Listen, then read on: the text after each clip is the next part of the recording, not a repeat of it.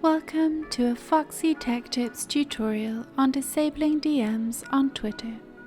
If you find this tutorial helpful, please consider subscribing to my channel and liking the video. It's not possible to disable DMs from all accounts.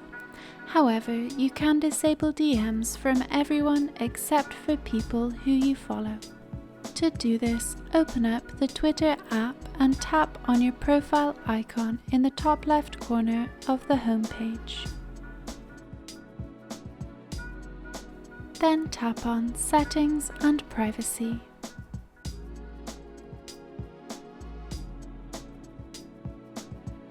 In Settings and Privacy, tap on Privacy and Safety. Tap on the toggle after where it says Allow message requests from everyone to switch it off. The toggle will turn from green to grey when it is switched off.